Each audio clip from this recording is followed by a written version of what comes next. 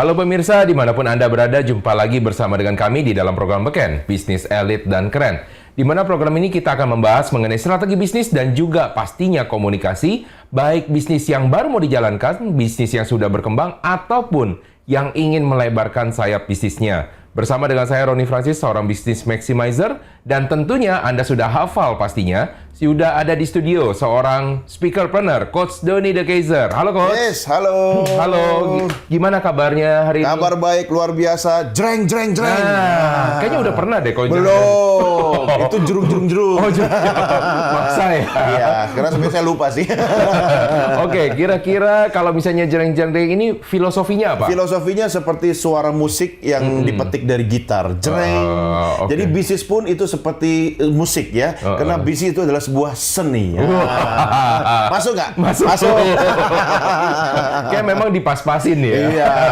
Tapi apa yang mau kita bahas? Yang kali ini kita bahas adalah tentang pengubah permainan atau game changer. Nah, ada hubungannya.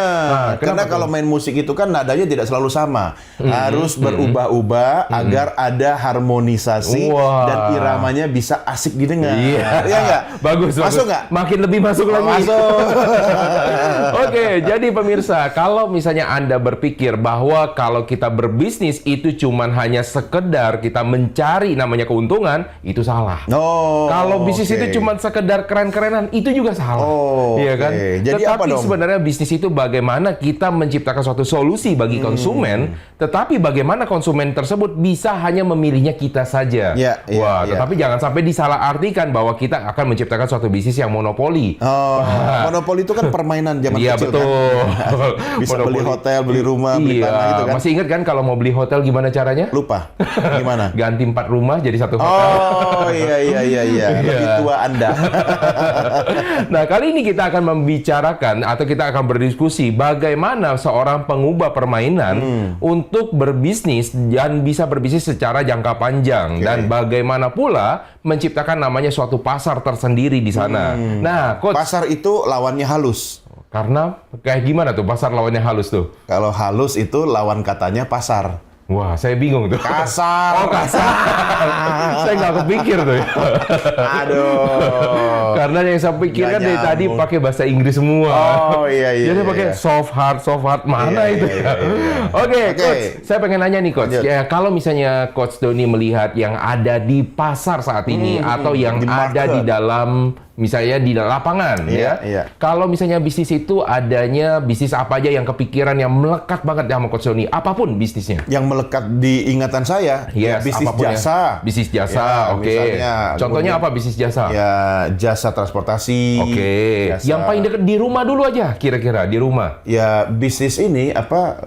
Di rumah punya apa aja kalau di rumah? Ayo, saya lebih spesifik. Ada furniture. Terus apa? Ayo, yang bikin, yang biar bisa kita nyaman. Ini kuis atau apa ini? Setengah kuis, nanti ada hadiahnya di belakang. Cluenya apa? Cluenya yang bisa membuat kita nyaman, udaranya. Pengatur suhu ruangan, AC. Iya, AC. Udah tahu jawabannya, nanya saya bikin susah. Biar ada hadiahnya. Hadiahnya AC bukan? Hadiahnya AC. Angin jendela. Nah, kalau misalnya dulu kita pikir dari zaman bapak kita, kakek udah ada belum ya AC zaman dulu ya? Kayaknya ya. Belum ya? Mungkin sudah ada tapi belum masif ya. Belum masif. Karena belum terlalu panas. Zaman bapak kali ya, bapak kita. Iya. Nah, kalau misalnya ada AC gimana caranya? Bapakmu sama bapakku beda. Kalau yang AC perlu namanya maintenance, betul dong? Iya. Maintenance biasanya per berapa bulan? Sekitar 2 bulan, 3 bulan lah ya. 2 bulan, 3 bulan. Bahkan pernah waktu itu, ini kesalahan saya ya. Jadi waktu itu saya pernah sampai 1 tahun, saya lupa untuk cuci AC. Iya kan? Nah, pertanyaannya kalau berat misalnya banget dulu. itu AC-nya kotor ya. Nah, untungnya enggak. Saking bersihnya nggak pernah dinyalain. Nggak pernah dinyalain. Nah, Coach, kalau misalnya dulu kita mau cuci AC, apa yang kepikiran sama kita? Pasti kita ngundang tukang AC dong. Betul. Gimana cara kita mengundang ya, tukang AC? Cari kontaknya, telepon, suruh dia datang. Ya, kemudian kita tungguin. Biasa yang paling gampang kan cari yang terdekat dengan kita, betul kan ya? Kalau enggak kenalan-kenalan, ya kan? Betul, Lu punya tukang AC enggak? Gue minta dong nomornya berapa sih? Iya, kan? iya. Ya kalau misalnya enggak Biasanya kan langganan jadinya. Iya, kalau enggak di ujung sebelah situ kan tetangga kita ada tukang AC tuh. Iya. Ya kan akhirnya jadi tukang AC di tempatnya Iya. kita. Tukang AC saya itu udah bertahun-tahun. Oh, udah bertahun. Udah bertahun-tahun. Tapi di tempat yang dekat dengan kompleksnya di situ atau Enggak juga. bagaimana? Enggak juga. Karena dulu sebelum di rumah yang sekarang, ya mungkin dia yang terdekat ya. Oh, iya, Tapi iya, kemudian iya. sudah pindah rumah ya beberapa kali dia ikut terus. Oh. Kenapa? Karena itu kepercayaan istri. Dia ikut mulu ini karena kepercayaan bukan karena ketempelan kan, Coach? Iya, salah satunya sih. Maksudnya dia nempel karena sudah Iya, dipercaya dan Iya, sudah iya. istilahnya apa ya? Kan kadang-kadang kita kalau ingin mendapatkan pelayan itu kan bukan karena dia yang terbaik saja, tapi Betul. karena kita paling percaya. Betul, Ya, dia betul. nggak akan ngakalin, dia nggak Iya, akan iya, apa ya iya. main-mainin lah ke kita Nah, gitu. biasanya kalau misalnya kita ada namanya tukang AC kita percaya, itu kan turun-temurun, Coach. Oh iya iya. Setelah Cuma dari dia bapaknya. belum temurun sih. Belum sampai ke Iya, anaknya saya ya. baru generasi dia pertama. Nah, kalau misalnya zaman dulu kita turun-temurun, jadinya biasa kalau saya punya tukang pun, Oh iya, iya betul. tukang rumah pun juga turun-temurun Iya, iya, tuh. betul. Dulu ada anaknya ngikut, kemudian bapaknya udah nggak ada. Iya, Nah, ya dilanjutkan sama dilanjutkan anaknya. sama anaknya, kita Iya. tetap pakai sama Betul. anaknya, Iya. ya Di kan? keluarga saya ada begitu, ada pekerja domestik juga yang sekarang sudah mau masuk ke generasi ketiga. Oh, generasi ketiga. Dan Wow. saya mengenalnya karena sejak saya masih kecil balita dia sudah menjadi bagian dari oke. keluarga. Wow, dari balita ya. Iya. Nah, kalau misalnya zaman dulu itu kita cuma berpikir apa sih tukang AC-nya, gimana tolong kenalin dong. Iya, Sering nggak ada tempat iya, bisnis? benar, Ya, kenalin dong tetangga-tetangga kalau misalnya bagus kan gitu caranya kan Iya, ya. iya. Tetapi akhirnya Dari mulut ke kuping. Bukan Iya, mulut ke mulut betul. ya. Mulut ke kuping. Ya. Mulut ke kuping. Nah, jadi kalau misalnya ini kalau cuma sekedar kita minta kenalan, orang yang nggak mau kenalin berhenti di situ kan.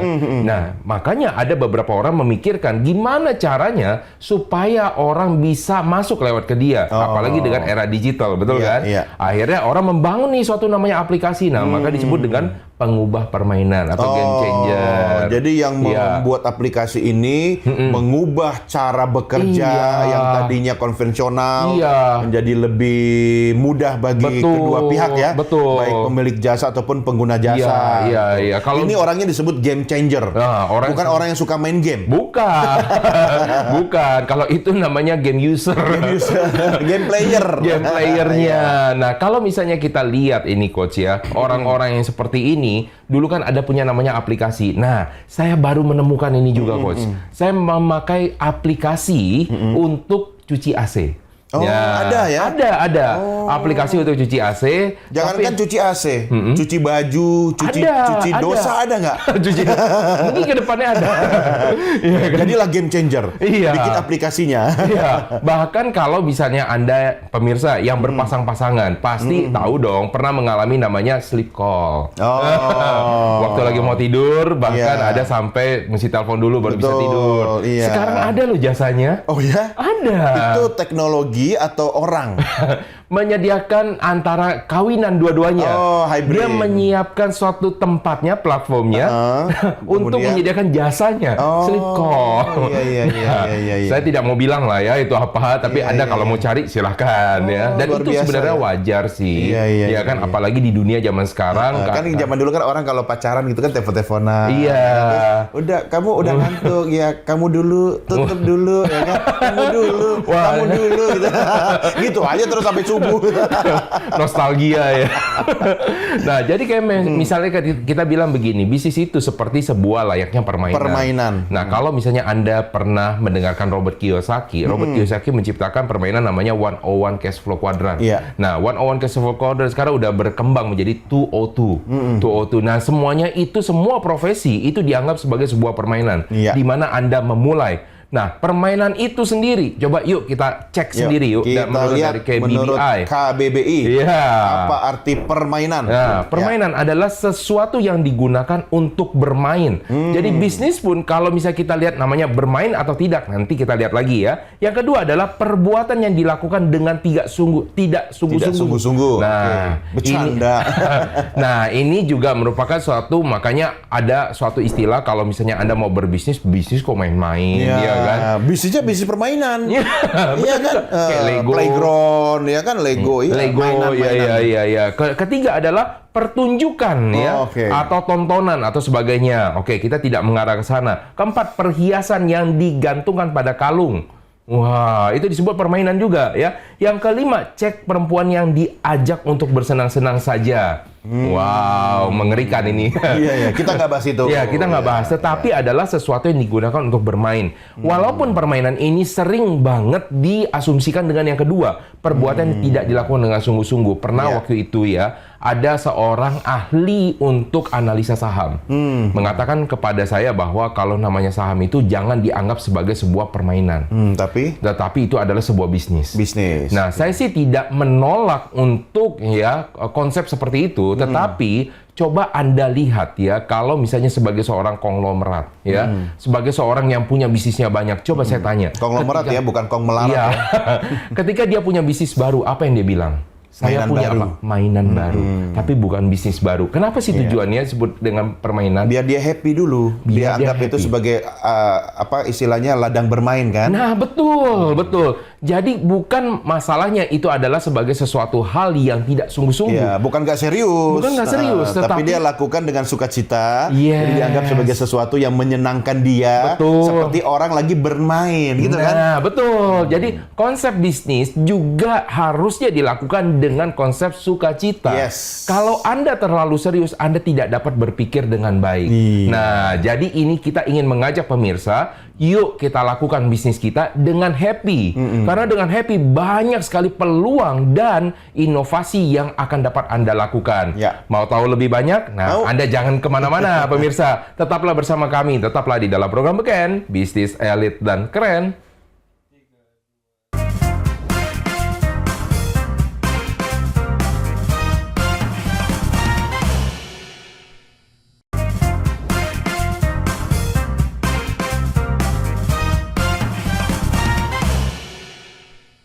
Baik pemirsa, kita akan lanjutkan lagi tentang pembahasan kita mengenai pengubah permainan. Tetapi sebelum kita lanjut lebih jauh, kita akan sama-sama menyaksikan pendapat dan pertanyaan masyarakat berikut ini. Kenalkan, nama saya Pinkan. Saya izin bertanya, apakah semua perusahaan pasti akan berusaha menciptakan pangkah pasar mereka sendiri? Halo, perkenalkan nama saya Mutia. Saya izin bertanya, apakah dengan membuat pangsa pasar sendiri akan memastikan keberhasilan perusahaan? Terima kasih. Halo, nama saya Nabila. Saya izin bertanya, apakah ada kelas tertentu di perusahaan untuk menjadi seorang pengubah permainan bisnis? Oke, Coach Doni. Nah, ada beberapa pekerjaan studio yang harus kita jawab ya. Walaupun yang jawab harusnya Coach Doni. Enggak juga. Enggak juga ya. Kita berdua. Karena saya ingin mendapatkan suatu perspektif baru dari seorang speakerpreneur ya. Ada. Nah, yang pertama, apakah semua perusahaan pasti akan berusaha menciptakan pangsa pasar mereka sendiri? Menciptakan pangsa pasar mereka sendiri? Iya. Wah, bisa iya, bisa enggak. Contohnya apa yang dilihat sama Coach Doni menciptakan pangsa pasar mereka sendiri? Iya, sebenarnya jujur Li ya, setiap pengusaha itu dia pasti ingin memonopoli. Oh, betul. Jujur Li. Iya. Artinya dia menciptakan pangsa pasar untuk dia sendiri. Jadi orang nggak kemana-mana, ya kan? Tapi kan sekarang eranya udah beda, kolaborasi. Kenapa? Karena kalau dia monopoli, dia akan fokus untuk membuat ekosistem dirinya sendiri kan? Dan itu costly. Ya, menghabiskan biaya besar, menghabiskan energi besar juga. Dan kalau saya, istilahnya saya fokus aja pada bisnis utama saya. Yang lain-lain itu saya kolaborasi. Misalnya produk saya memerlukan logistik. Ya, ternyata logistiknya itu kan costly. Ya, saya kerjasama aja dong sama perusahaan logistik. Ya kan? Tapi itu kan yang berbeda tuh ya. Tapi kalau misalnya yang sama, misalnya tukang martabak dengan martabak lain, kira-kira satu martabak tukang martabak ini menciptakan pasar mereka sendiri nggak kira-kira Coach? Iya. Oh, kenapa tuh? Kan sama-sama martabak, sama-sama manis gitu loh. Karena saya khusus martabak Bangka. Iya. Pasarnya udah jelas. Iya. Tapi apa yang dimaksud dari Ochroni ini? Jadi kalau misalnya kita lihat, pernah tahu dong, pasti saya nggak mau menyebutkan merek ya. Iya. Sebut saja Mawar. Ada perusahaan kacang yang terkenal. Suka makan kacang? Iya, suka. Nah, ada 2 perusahaan kacang yang cukup besar. Oh iya. Dan mereka ini sangat jor-joran di dalam namanya iklan. Oh, oke. Tahu dong, mereka menggunakan simbol-simbol untuk mengalahkan satu sama lainnya. Iya, nggak usah disebut lah kalau salah satunya kacang Garuda kan. Aduh, saya sudah berusaha. Ya inisial aja ya, Garuda gitu. Nah, jadi kalau misalnya dilihat sama-sama pemakan kacang, dia siapa sih target pasarnya? Penyuka kacang. Penyuka kacang. Kira-kira mereka ini saling makan atau tidak sebenarnya? Saling makan ya. Sebenarnya saling makan. Sesama kacangers ya, saling makan. Sesama dengan orang kacangers, betul. Jadi bagaimana mereka menciptakan pasar mereka sendiri? Kalau zaman dahulu orang selalu berpikir apakah ada istilah di kalangan orang-orang yang pengusaha glodok, istilah dengan namanya ngepia. Ngepia. Tahu istilahnya? Kalau ngepia ini jadi istilahnya gimana sih? Rugi pun nggak apa-apa. Iya, rugi yang penting gue dapat ininya. Yang penting saya dapat pasarnya. Nah, sampai kayak gimana? Bahkan dia bilang siapa yang mati dulu? Dia dulu atau gue dulu? Tetapi itu zaman sebelum kolaborasi. Iya, tetapi karena produk sama ya. Iya, karena produk sama. Jadi istilah yang menciptakan istilah zaman sekarang menciptakan namanya Red Ocean, lautan merah. Nah, bagaimana orang bisa keluar dari namanya lautan merah atau kita mengenal dengan namanya Blue Ocean? Maka orang mengenal lagi istilah namanya USP, ya kan, keunikan di sana, selling proposition, ya. Jadi ketika dia ada satu namanya keunikan, maka keunikan ini akan menjadi pembeda. Sebenarnya tujuannya buat apa sih? Supaya orang cuma bisa pilihnya ke dia. Tetapi lagi-lagi orang Indonesia ini berbeda, ya, karena fenomenanya suka ikut-ikutan. Betul. Coba ya, Anda lihat ya di suatu kawasan komplek, ini masih kosong, betul kan? Tiba-tiba ada yang jual sesuatu di situ. Besok ya coba lihat 2-3 hari ada yang ikut jual yang sama. Ada ikut jualan juga di sana. Pisang goreng laku. Ya, pisang goreng madu. Besoknya ada yang pisang goreng di madu. Iya. Kan? Besoknya lagi ada pisang goreng mau di madu 2. Jadi di sini ada yang lucu, Coach. Apa tuh? Waktu saya kecil. Iya. Ada yang buka toko namanya toko yatim. Toko yatim. Di tempat kecil saya di Makassar gitu kan. Nah, bulan berikutnya di sebelahnya toko yatim piatu. Lucunya. Iya. 2 bulan kemudian ada lagi yang buka toko namanya sudah yatim piatu pula. Aduh, saya mohon maaf dulu, klarifikasi dulu ya. Kami tidak mengetawakan. Iya, bukan menertawakan soal yatim piatu enggak, tapi nama. Ya, kan? Dan itu karena dia nggak kreatif pilih nama selain yatim dan piatu, akhirnya sudah yatim piatu pula. Tetapi ya, kalau kita bilang itu tidak kreatif, tapi itu adalah kreativitas di dalam membuat. Toko kelontong soalnya. Toko kelontong. Zaman dulu kan toko kelontong itu kan tokonya jagain sendiri. Iya, betul. Kita tinggal bilang ke dia, ya kan, kok mau minta ini beras nggak, dia ambil, ya kan. Kalau sekarang kan self service gitu. Iya, memang rata-rata kalau kita lihat berbicara tentang perusahaan konvensional atau tradisional lah marketing, itu memang mereka berusaha mengambil pasar yang sudah ada. Tetapi merebut pasar yang sudah ada. Tetapi banyak kok cara-caranya untuk bisa mengambil atau menciptakan pasar baru. Jadi kalau misalnya di luar kita berbicara, apakah semua perusahaan pasti akan berusaha menciptakan pangsa pasar sendiri? Kalau dia berpikir secara modern, ya. Tapi kalau Anda tidak berpikir modern, kalau pasti klasik merebut, ya. Pasti akan merebut. Nah, itu jawabannya ya. Yang kedua nih. Berarti bisa ya, bisa enggak? Iya, tergantung pola pikirnya. Yang kedua, apakah dengan merebut pangsa pasar sendiri, ya, akan memastikan keberhasilan perusahaan? Tidak. Wah, kenapa tuh? Ya, karena saya tidak tahu. Ini pertanyaan yang harus Anda jawab sendiri. Baru saya tambahkan dari aspek komunikasi. Pintar ya lemparnya. Jadi kalau bisa kita lihat, kalau dia menciptakan pangsa pasar sendiri, itu berarti dia menaruh satu namanya resiko, betul kan? Ketika menaruh risiko lebih tinggi. Ketika dia menaruh risiko lebih tinggi, bisa nggak ada orang yang nggak mau pakai sama sekali? Contoh. Nah, kalau tadi saya cerita tentang namanya tukang AC. Bisa ketika dia menciptakan platform, pertanyaannya, bisa nggak ada orang nggak mau pakai sama sekali platformnya? Ada? Bisa. Kalau semua orang, saya sudah nyaman dengan namanya tukang AC-nya semua, nggak akan ada orang yang mau pakai platformnya. Berarti punya resiko nggak? ada resiko. Jadi kalau dengan membuat pangsa pasar dengan platform sendiri, ya, apakah pasti akan berhasil? Belum tentu. Tapi kalau dia sangat jago sekali, makanya apa yang terjadi? Gimana cara merebut pasar? Mereka biasanya rugi, Coach. Biasanya contoh, kalau kita cuci AC berapa, Coach? Rata-rata biasa cuci AC. Biayanya? 1 unit lah untuk bisa 1 PK. Saya yang bayar, saya nggak tahu. Berapa Rata-rata ya, kalau berkisar 50.000 sampai dengan 80.000 kisarannya. Ini nggak pernah tahu ya, per datang 1 unit sampai dengan 1 PK. Hitungannya per unit ya? Iya, per kalau unit. di rumah itu ada 10 PK. Unit.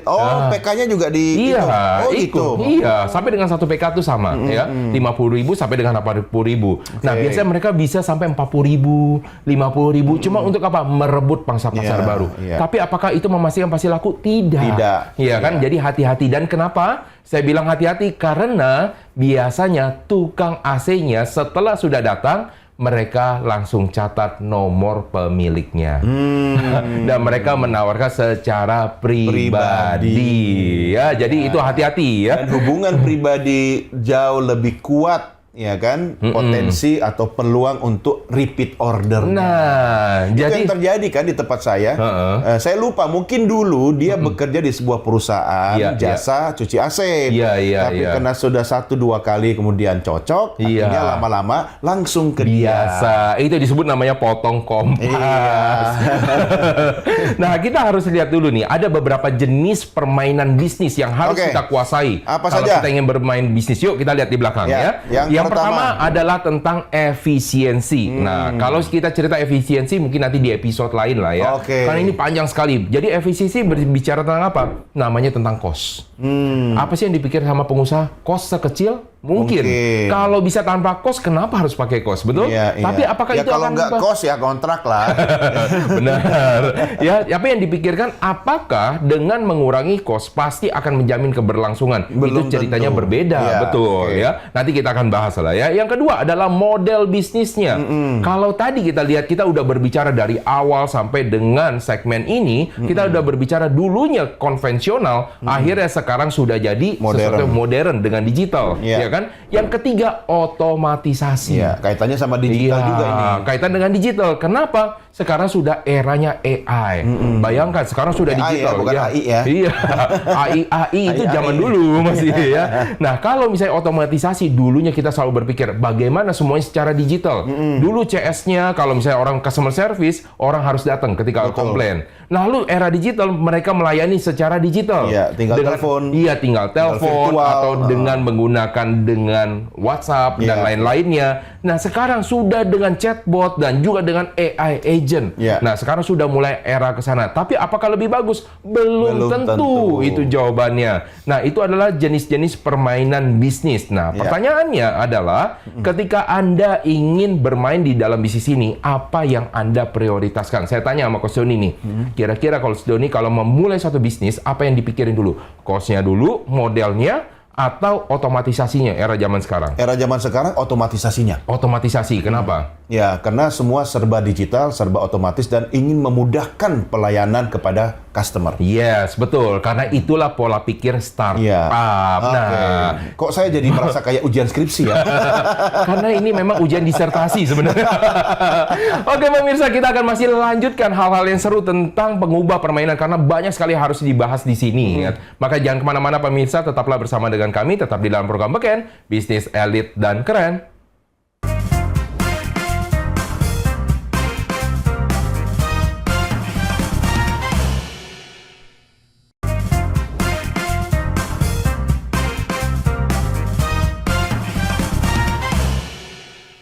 Baik pemirsa, masih ada sesuatu yang harus kita bahas di sini dan pastinya ini seru-seruan. Nah, sekarang masih ada juga beberapa, bukan beberapa, cuma satu nih Coach. Tinggal satu. Pertanyaan yang belum kita jawab. Kita jawab dulu ya. Nah, pertanyaan terakhir, apakah ada kelas tertentu di perusahaan? Kelasnya, apakah dia kelas yang istilahnya kelas yang bawah, medium atau high level? Kalau istilah yang untuk yang kelas tinju itu kan ada ya, kelas ringan, kelas berat, ya kan? Yang untuk menjadi seorang pengubah permainan dalam bisnis. Oh, tidak ada. Maksudnya kelas apapun dia bisa menjadi game changer. Oke. Ya, kalau kita berpikir misalnya hanya untuk di kelas yang sudah perusahaan besar itu bisa menjadi pengubah permainan, enggak juga, coach. Karena untuk kelas kecil pun misalnya startup ya. Apa startup bahasa Indonesianya lupa. Nah, itu saya tidak tahu. Startup kan mulai ya, perusahaan yang pemula. Ya, itulah. Itu dia bisa jadi game changer. Contoh ya yang paling akrab dan masih kita gunakan pada waktu kita sibuk untuk mencari jasa ojek. Oh iya, secara konvensional. Ya kan? Itu kan awalnya startup sebenarnya kan? Betul. Perusahaan rintisan. Perusahaan rintisan. Ya kan? Oh, itu ya. Iya, perusahaan akhirnya rintisan. ketemu juga. Nah, dia kan mengubah cara bermainnya, dia menghubungkan antara pengguna jasa dengan orang yang memiliki kemampuan menyediakan jasa. Padahal itu bukan perusahaan transportasi. Iya. Benar kan? Nggak punya kendaraan, nggak punya pengemudi, ya kan? Tapi dia membuat sebuah platform. Ekosistem yang dia bangun. Meski sekarang sudah masuk dalam level yang besar, tetapi pada waktu dia memulai, itu levelnya masih kecil. Jadi tidak ada level tertentu yang membuat sebuah perusahaan itu atau seseorang pelaku bisnis itu menjadi game changer. Dia bisa dari level apa saja. Iya, jadi Anda tidak perlu harus berpikir, oh kita harus ke level dunia dulu. Enggak. Ya, mulai dari lokal, bahkan perusahaan teknologi Amerika yang terkenal itu, dia mulainya dari garasi rumah kan? Oh iya, betul. Sampai akhirnya dia berada di seluruh dunia. Nah, menganut dari orang yang tadi nih coach ya, yang tadi kita lihat ojek ya coach. Teman saya mendirikan satu platform baru untuk bidang pengantaran. Sama dengan kendaraan, sama dengan menggunakan kendaraan bermotor. Ya, roda 2 atau roda 4 atau roda 8? Roda 2. Roda 2, akhirnya, karena tujuannya kayak gimana sih? Biasanya kalau lagi diantar, apa yang terjadi seringnya? Kalau paket-paket, apa yang sering diantar? Risiko barangnya rusak, terlambat, basah, penyok, ya kan? Nah, itu macam-macam lah ya. Jadi bagaimana orang bisa merasakan kenyamanan ketika lagi terima barangnya tetap sama seperti beli baru. Nah, dia menggunakan celah di situ untuk masuk mendirikan satu platform untuk pengantaran untuk orang-orang yang membutuhkan kenyamanan dalam hal tersebut. Ini menarik karena game changer itu biasanya fokus pada solusi dan fokus mengisi ruang kosong yang belum ada. Ya kan? Atau niche ya kan? Niche itu apa ya? Celah. Susah amat mikir ya kan? Gak usah sok pakai bahasa Inggris lah. Cari bahasa Indonesia aja. Nah, tapi biasanya orang-orang seperti ini punya suatu kesamaan atau punya namanya suatu ciri. Bagaimana dia menjadi seorang game changer atau menjadi seorang trendsetter. Ngomongnya cepet. Contohnya, kalau misalnya dilihat di sini, tolong kasih tahu ke kita nih, coach ya. Kira-kira orang-orang kayak gini tuh ciri-cirinya kayak gimana? Dari aspek komunikasi dong. Pastinya.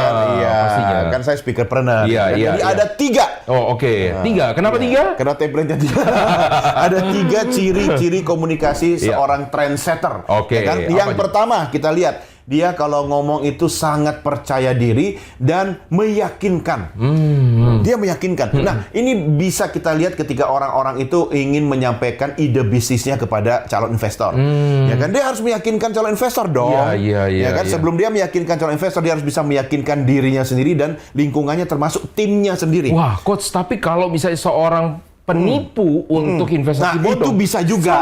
Sama juga. Tapi itu nanti aspeknya NLP kita bahas di program yang berbeda. Gitu yang kan. satu percaya diri ya. Harus hati-hati. Ya, karena ada juga orang-orang yang terlalu meyakinkan, terlalu berlebihan. Itu Anda harus waspadalah. Nah, betul. Ya kan? Benar ya? Waspadalah. Kedua, coach. Yang kedua, ciri-cirinya dia inovatif dan visioner. Apa itu inovatif? Dia selalu bicara tentang menghasilkan sebuah inovasi atau ide mengatasi masalah yang ada. Dia fokus pada solusi, bukan pada masalahnya. Dan yang kedua, visioner. Dia bicara tentang masa depan. Dia bicara tentang bagaimana kalau kita memberikan visi, bagaimana kalau kita memberikan sebuah solusi bagi permasalahan. Seperti cerita Coach Roni tadi, ada teman yang menjadi pengusaha di bidang pengantaran kan? Iya, betul. Ya kan, banyak jasa pengantaran. Tetapi jasa pengantaran yang spesifik seperti yang dilakukan temannya Coach Roni itu adalah seorang visioner. Oh, oke. Ini menarik karena menggunakan dua istilah kata nih. Betul. Inovatif sama visioner. Betul. Bedanya bedanya di mana sih? Kayaknya Bedanya sama inovatif itu memberikan temuan atau hal-hal baru. Temuannya ya. Ya. Oke. Kalau Kan visioner? Visioner dia berpikir jangka panjang. Dia sudah berpikir jauh ke depan. Oke, berarti kalau orang-orang inovatif, apakah dia visioner pastinya? Iya dong. Pasti begitu. Iya. Tetapi kan inovasi tidak perlu bicara tentang untuk di masa depan, di masa sekarang. Ya kan, dia memberikan solusi dalam bentuk inovasi. Oke. Good. Yang ketiga, dari gaya bicaranya atau komunikasinya orang ini biasanya menginspirasi dan memengaruhi orang lain dalam aspek positif ya. Nah, jadi dia selalu memberikan inspirasi dalam setiap kata-katanya. Dia tidak pernah bilang sulit, nggak bisa, bukan nggak bisa, tetapi sulit, tapi mari kita usahakan. Wow. Ya kan? Mungkin sulit, tapi bisa dijalankan. Wow, Ya inspiratif sekali nih Coach Doni. Oh iya, sahabat-sahabat yang super gitu. Belum. Tapi bolehlah Eyang Doni berbicara terlebih dahulu untuk memberikan inspirasi tentang quotes yang karena ada. terkait dengan ciri-ciri orang yang game changer atau trendsetter tadi, maka sekaligus saya akan memberikan quote of the day dari saya. Dari Eyang Doni. Oke, quotes untuk episode hari ini adalah mengubah strategi bisnis dimulai dari mengubah strategi komunikasi. Wow. Jadi seorang game changer, seorang trendsetter itu untuk menjadi seorang pengubah permainan, ya, dia harus mengubah strategi atau gaya komunikasinya. Oke. Dari mana hubungan komunikasi dengan bisnis? Komunikasi itu adalah hasil dari mindset. Oke. Ya kan, karena apa yang keluar dari mulutnya mencerminkan isi di dalam dirinya. Oke. Nah, jadi kalau dia sudah mengubah gaya komunikasinya, itu pasti dia mengubah mindset atau pola pikirnya. Oke, ini menarik ya. Jadi kalau misalnya bilang gaya komunikasi bisa mempengaruhi bisnis karena dari pola pikir. Betul. Nah, gaya komunikasi seperti apakah yang bagus untuk misalnya bisnis? Ya tadi itu yang gaya komunikasi trendsetter. Oh, trendsetter itu tadi yang visioner. 3 hal tadi saya katakan itu. Karena kalau pengusaha sukses itu dia bicara visi, dia bicara tujuan, dia bicara inovasi, dia tidak bicara tentang aduh masalah pemerintah punya aturan baru, aduh pajak nambah. Ya fokus pada solusinya. Bagaimana ketika beban pengusaha itu bertambah dengan ada pajak-pajak baru. Oke. Jadi dia akan berpikir bagaimana membuat sebuah inovasi untuk meningkatkan income sehingga kemampuan membayar pajak itu tidak mempengaruhi bisnisnya. Nah, gitu dong. Saya pengen pikirkan lagi nih untuk beberapa orang jangan sampai nanti menjadi sesuatu hal yang menjadi ganjelan nih. Kalau ganjelan berarti ganjalan pintu, ganjalan lemari gitu kan. Iya. Kalau orang yang profesinya kan tadi harus bisa visioner ya. Iya. Kalau orang yang profesinya sebagai kritikus, kan dia tidak berpikir ke depan. Bagaimana tuh? Ya, kalau dia seorang kritikus maka dia bisa menjadi kritikus yang visioner. Oh, gimana Artinya nih? Ini apa? menarik nih. Ketika dia memberikan kritik, dia juga memberikan solusi. Kalau begini jelek, maka usulnya yang bagus itu harus begono. Jadi nggak cuma bilang ini jelek, terus harusnya bagaimana? Nggak boleh berhenti. Karena kebanyakan orang rata-rata tuh berhenti. Oh Pak, bagusnya kalau misalnya kita begini, misalnya. Enggak, karena kritikus itu sebenarnya sebuah profesi juga ya Coach ya. Di luar negeri, khususnya di Amerika atau di Eropa itu kan profesi. Dan dihargai kenapa? Pengalamannya panjang. Jadi menjadi kritikus itu bukan karena hari ini mulai profesi, besok jadi kritikus. Enggak. Kritikus film. Betul. Itu rata-rata orang film yang sudah puluhan tahun. Dan bayarannya mahal kok. Mahal. Bagaimana dia bisa mengkritik sesuatu kalau dia nggak punya ilmu, kalau dia nggak punya pengalaman? Makanya bedakan kritikus sejati dengan kritikus yang asbun, asal bunyi. Iya, kalau kritikus asal bunyi yang penting pokoknya dia komplain aja gitu ya. Itu banyak sekali sekarang di era keterbukaan dan kebebasan media sekarang. Banyak orang asal menyampaikan kritik tapi tidak punya dasar yang kuat. Makanya kalau saya misalnya, saya mengikuti sebuah kompetisi, kemudian saya dianggap kurang bagus oleh salah seorang juri, dia mengkritik hasil yang saya berikan. Tapi kalau bidangnya misalnya bidang bisnis dan jurinya adalah seorang pebisnis sudah puluhan tahun, walaupun kata-katanya itu negatif, jelek dan mengkritik produk saya akan terima. Karena dia seorang pengusaha besar, dia seorang pebisnis yang berpengalaman. Tapi kalau yang ngomong bisnis saya itu jelek tapi dia bukan seorang pebisnis, ya kan? Saya mungkin hanya akan memberikan senyuman dan terima kasih. Iya dong. Jadi kayak kita lomba nyanyi. Betul. Ya, saya ikut lomba nyanyi, tapi jurinya Ahmad Dhani. Mesti saya kita dikritik. pikirin. Ya kan, saya dikritik.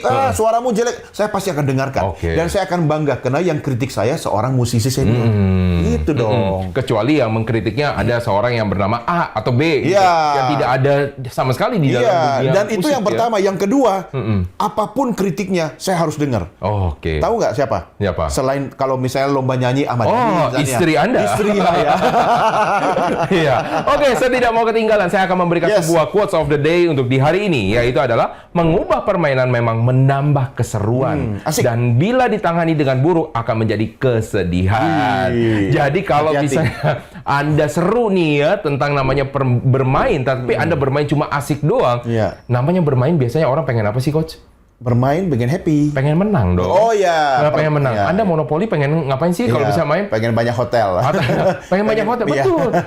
Hotel kita, tapi kan pasti kita adu dong. Kalau kita buat happy kayak gimana? Kita harus lebih banyak hotel daripada orang lain kan? Jangan sampai ada bermain, saya mau main apa? Monopoli. Apa serunya main monopoli? Ya pokoknya saya jalan mulu aja. Ngisi waktu. Itu kayaknya nggak seru banget ya. Kayak misalnya contoh main catur lah, Coach ya. Main catur. Ngapain kamu majuin bidak ini? Ya kalau nggak jalan kan nggak seru aja. Karena giliran saya. Kayaknya nggak seru banget ya. Nah, jadi kalau misalnya Anda sebagai seorang pebisnis, Anda juga harus bisa berpikir bahwa namanya bisnis itu walaupun memang ada namanya keseruan, tapi pikirkanlah juga untuk bisa namanya menang. Nah, masih ada beberapa hal yang akan kita sampaikan pemirsa. Jangan kemana-mana pemirsa, tetaplah bersama dengan kami, tetap di dalam program Beken, Bisnis Elit dan Keren.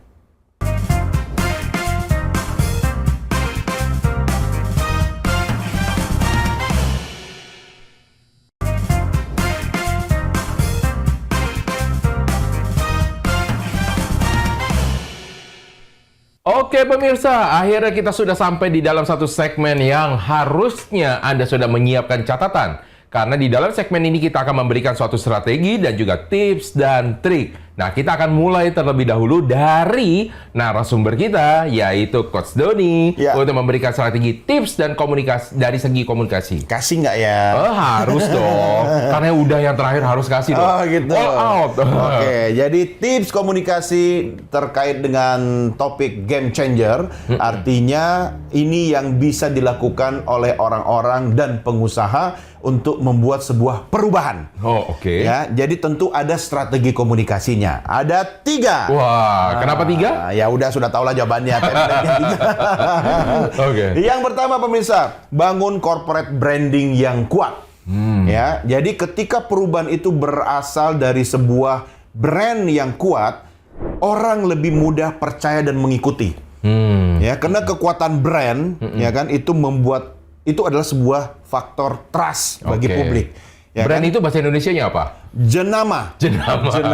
Ya, jadi ada jenama pribadi itu personal brand atau jenama korporat. Ya. Jenama korporat ya. Pertama kali saya mendengar istilah kata brand itu ada jenama, saya bingung sambungannya di mana sebenarnya. Sambungannya? Bagaimana bisa diserap kata-kata serapan dari brand menjadi jenama? Oh, nggak usah kau pikir. Itu urusan badan bahasa ya.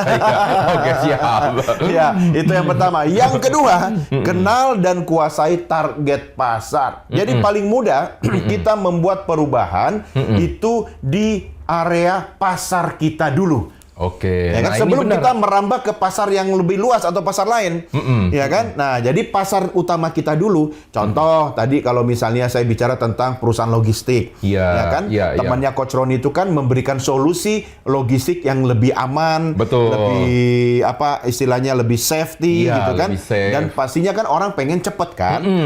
Ini ada lagi di satu perusahaan berbeda, yaitu perusahaan belanja online. Oh, jadi, iya. Dia memberikan jaminan 15 menit sampai. Oh, iya. Kan? Yang bundar itu ya? Ya, jadi itu armadanya di mana-mana banyak. Dia akan membeli produk yang kita butuhkan di toko terdekat. Ya kan? Jadi dijamin 15 menit pasti sampai. Nah, ini kan memberikan solusi dan kepastian.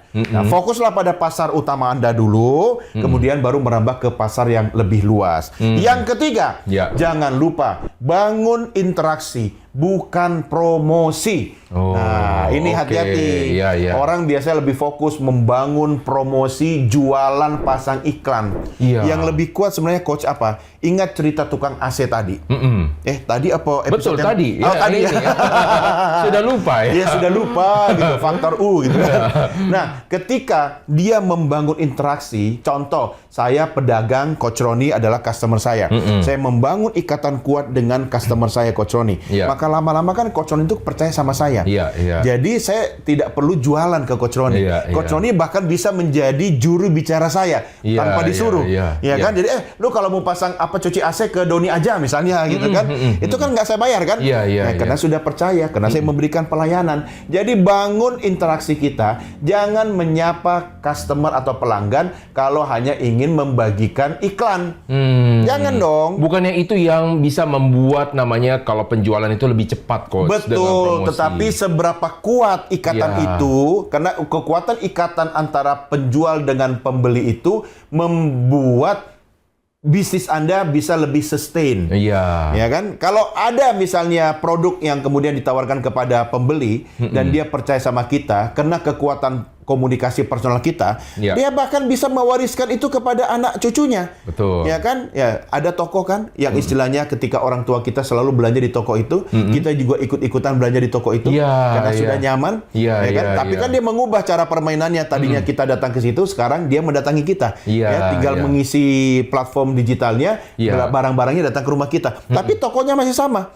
Ya kan? Nah, jadi bangun interaksi. Istilahnya Anda harus membangun komunikasi dengan customer Anda. Jangan menghubungi customer itu kalau hanya mau bagi brosur atau hanya share broadcast, misalnya ada produk baru, ada sale gitu. Enggak. Contoh hal sederhana nih, pemirsa. Anda kalau bisa, contoh yang dilakukan sebuah bank ternama di Indonesia. Bank swasta nasional besar di Indonesia. Saya tidak usah sebutkan nama banknya, tapi cukup inisialnya aja Bank BCA misalnya. Gitu kan. Memang inisial sih. Inisial. Iya. Kan? Bagi nasabah tertentu, setiap ulang tahun dikirimin tart dan kartu ucapan. Ada kartu ya? Bukan cuma digital. Di email pasti ada. Ya kan? Tapi atau mungkin kuenya lewat email. Enggak. Kalau Coach Roni tidak dapat kue, berarti nilai tabungannya tertentu. Dia membangun hubungan personal kan? Jadi bukan hanya kalau misalnya menawarkan ada produk deposito baru atau ada produk perbankan baru, tidak. Ya kan? Dia mengingat tanggal-tanggal istimewa nasabahnya. Banyak sekali. Ya, makanya banyak yang harus dilayani gitu kan. Itu 3 hal yang bisa kita lakukan untuk mengubah cara bermain di bisnis yang Anda jalankan. Nah, cuma ada beberapa yang saya ingin memberikan sanggahan nih, Coach. Jadi kalau misalnya dibilang bank tersebut pokoknya perlakuan di seluruh bank, karena saya memang dari perbankan kan. Jadi Anda juga jangan sampai kecewa walaupun Anda punya uangnya banyak. Betul. Karena kenapa? Memang ada namanya prioritas di dalam setiap cabang. Dan karena apalagi budget terbatas. Jadi harus pilih-pilih. Nah, itu dia. Makanya seorang game changer tidak hanya dibatasi oleh anggaran. Contoh, kreativitas itu tidak tergantung budget. Kalau dia seorang game changer, maka mindsetnya bukan based on budget. Karena creativity itu batasnya adalah sky is the limit. Kan? Contoh kedua, ketika saya bergerak di industri media, sekian tahun lalu ketika masih bergabung di media sebuah pemerintah, media pemerintah lah kan? Cuma satu lah. Itu kan dikasih tanggung jawab untuk membuat sebuah program, tetapi tidak dikasih budget. Wow. Nah, bagi seorang produser umumnya akan mengatakan tidak bisa, sulit. Tetapi ketika kita mengubah cara permainan yang tadinya budget base, anggaran, basisnya anggaran itu kan, tapi kita punya kreativitas dengan memanfaatkan jaringan, networking, pertemanan, itu bisa jalan. Bahkan waktu itu programnya mendapat apresiasi dan masuk ke dalam istilahnya measurement AC Nielsen, program terbaik. Kemudian orang nanya budgetnya berapa? 0. Tahu nggak kenapa bisa jalan? Kenapa? Ya, saya ubah polanya. Yang tadinya berdasarkan anggaran, karena tidak punya anggaran, pertemanan itu kan juga intangible asset kan? Oh iya betul, itu pun juga suatu aset. Iya, betul. karena temannya banyak, jaringannya luas, kita memanfaatkan jaringan orang-orang hebat sehingga mengajak mereka berkolaborasi. Jadilah produk itu punya value atau nilai yang mahal. Padahal basisnya sebenarnya zero cost production. Tapi kalau misalnya ada yang mengatakan, wah saya takut dimanfaatkan sama orang. Ya, bukan dimanfaatkan istilahnya. Minimal juga kalau dimanfaatkan itu tandanya kita punya manfaat bagi orang lain. Ya kan? Jaga agar orang lain tidak merasa dimanfaatkan. Kita harus memberikan nilai tambah juga dari sebuah kolaborasi. Istilahnya win-win solution. Nah, itu juga karena ada beberapa hal orang mengatakan bahwa saya takut dimanfaatkan. Pertanyaannya, kalau lu takut dimanfaatkan, berarti lu nggak punya manfaat. Iya, betul. Ini positif mindset yang bagus ya kan. Artinya kalau Anda merasa dimanfaatkan orang lain, nomor satu, syukurilah. Berarti Anda punya nilai manfaat. Minimal bagi orang yang memanfaatkan Anda. Yang kedua, waspadalah. Pelajarilah karakter orang kalau Anda mau berbisnis atau bekerja sama dengan orang lain, sehingga di kesempatan yang berikutnya Anda tidak merasa dirugikan. Masih mending dimanfaatkan daripada dirugikan. Nah, itu kunci yang paling utama. Jadi dimanfaatkan itu sebenarnya positif. Tetapi bagaimana kita memonetize supaya kita tidak dirugikan. Nah, kebanyakan orang salah persepsi. Saya tidak mau dimanfaatkan, yang benar adalah saya tidak mau dirugikan. Nah, itu akan lebih benar. Jadi kalau misalnya Anda berbicara lagi, saya mau dari konteks sosial, itu lain cerita. Ya kan? Oke, dari tips dari saya, yang pertama sama dengan Coach Doni, yaitu adalah mengenali pasar. Nah, ada begini Coach. Kenalan ceritanya. dulu. Saya pasar. Namanya Bapak Sar. Iya, Bapak Sar ya. Nah, ada waktu itu saya ketemu dengan salah satu pebisnis, dia bilang, dia misalkan dia usaha untuk jual beli buah-buahan, Coach. Dia jual beli buah-buahan, saya tanya, kenapa kamu nggak langsung melebarkan? Karena ini seluruh, misalnya Indonesia, juga pasti akan butuh. Dia bilang ke saya begini, kalau kita tidak mengenali pasar kita yang kecil aja, gimana cara kita jualan dengan produk yang dengan jauh lebih masif? Jadi tidak ada salahnya sebenarnya Anda menguasai kolam Anda yang lebih kecil dulu. Nah, di sini kita ingin membagikan bahwa sebenarnya adalah konsep yang benar membangun kolam. Membangun kolam. Membangun kolam. Kolam ikan. Iya, membangun kolam. Biar ikannya masuk situ semua ya. Karena kebanyakan orang berpikir langsung mau menciptakan samudra. Iya, betul. Itulah yang membuat orang banyak gagal. Kedua, pahami permasalahan. Lah, dari kolam aja kita nggak ngerti. Contoh, pernah piara ikan, Coach? Enggak pernah. Enggak pernah. Istri saya yang pernah. Saya pernah piara ikan ya, tapi saya tidak mengerti tentang ikan secara banyak, kan saya tidak mendalami. Bahkan pernah ikan itu lompat dari akuarium. Akhirnya saya memahami permasalahan saya, dan sampai dengan saat ini saya tidak memelihara ikan. Bukan itu ya sebenarnya. Yang ketiga adalah berikan solusi jadinya. Kalau misalnya Anda sudah tahu permasalahan, Anda memberikan solusi, jangan hanya satu. Kenapa? Alasannya? Karena orang suka keputusan ada di tangan mereka. Iya. Jadi ada opsi ya? Harus ada opsi. Walaupun Anda tahu opsinya sebenarnya cuma satu cara yang paling baik, tapi Anda harus selalu memberikan cara-cara lain. Itu kayak cara-cara tender ala-ala, pitching ala-ala, ya. Harus ada perusahaan lainnya yang masuk sebagai pembanding, tapi lu yang menang. Saya nggak mau bilang itu sih. Yang keempat ini adalah yang paling penting, genapi janji. Karena kebanyakan orang itu menjual janji tapi tidak menggenapi. Ini yang banyak bermasalah. Nggak usah Anda kaitkan dengan mana-mana, tapi Anda silakan lakukan kontemplasi dan introspeksi diri. Oke, nah pemirsa, untuk di kali ini kita sudah banyak berbicara tentang namanya game changer, dan mudah-mudahan apa yang kita sampaikan itu bisa Anda implementasikan. Tetapi Anda jangan kecewa nih Coach ya, karena kita masih akan banyak membahas hal-hal lain lagi nih ya. Dan pastinya akan menguras otak dan pikiran dari Coach Doni. Gitu. Nah, selalu Anda saksikanlah program dari Beken ini, karena kita akan selalu membahas tentang strategi bisnis dan juga komunikasi, baik bisnis yang baru mau didirikan, bisnis yang sudah berjalan, ataupun yang ingin mengubah ataupun melebarkan sayap bisnisnya. Thank you juga kepada Coach Sony. Thank you, Coach. Thank you, Coach, sudah mau datang, dan jangan lupa selalu Jreng. dan jangan yang sudah pernah ada, biar mikir. Saya catat. Oke, itulah pemirsa untuk di episode kali ini. Saya Roni Francis atas nama seluruh kru yang bertugas mengucapkan terima kasih atas perhatian Anda. Sampai jumpa di episode berikutnya.